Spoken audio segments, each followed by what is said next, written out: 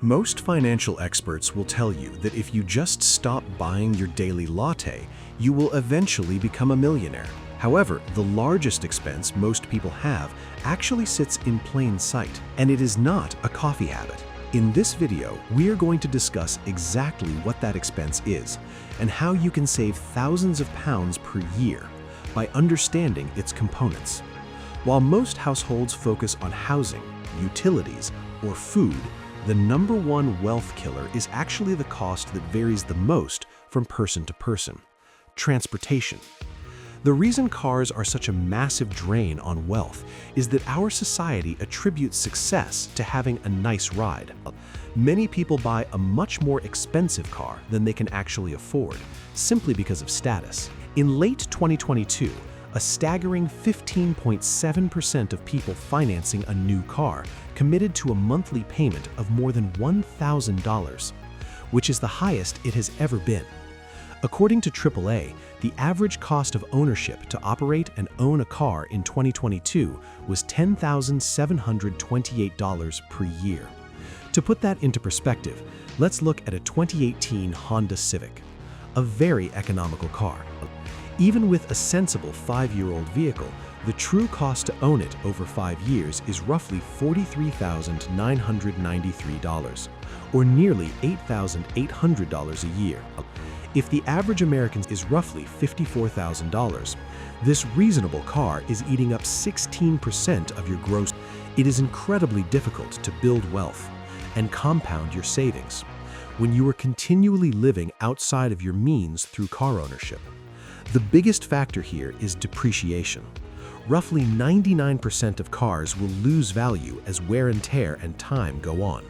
The moment you drive a new car off the lot, 10 to 15% of its value vanishes. If you want to beat the system, you need to find the sweet spot on the depreciation curve, buying a car that is 3 to 5 years old with between 30,000 and 40,000 miles.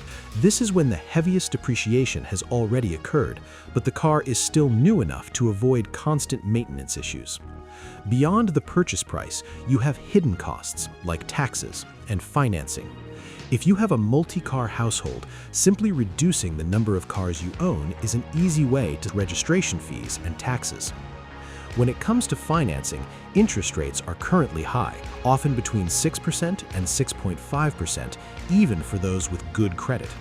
If you have bad credit, you should probably avoid financing altogether and look for an older used car you can buy with cash.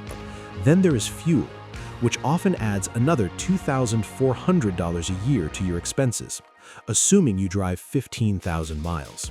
To save here, you can use a Costco membership to save between $5 and $8 every time you fill up.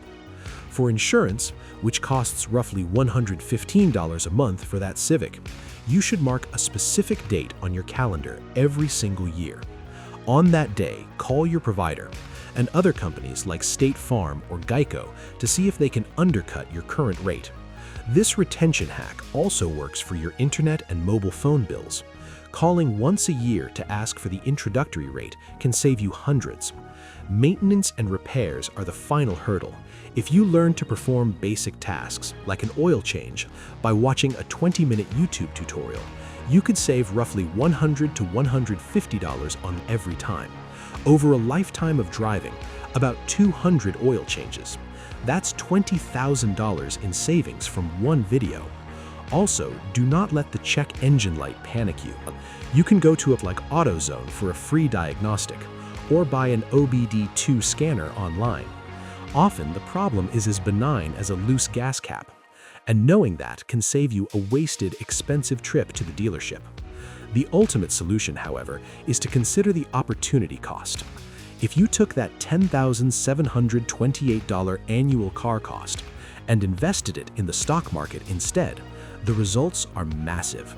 For example, $10,000 invested in Microsoft in 2018 would have nearly tripled in 5 years. If you can't go car-free, consider living closer to where you work. Even if your rent is $200 higher, you might save far more than that by eliminating fuel, depreciation, and the time spent on a long commute. To build real wealth, you must stop trying to keep up with the Joneses through your vehicle. Buy in the depreciation sweet spot. Shop your insurance annually. Reduce your household fleet. And audit your commute. If you want more deep dives into the economy, sign up for my free newsletter, Hump Days, linked below. I'll see you in the next one.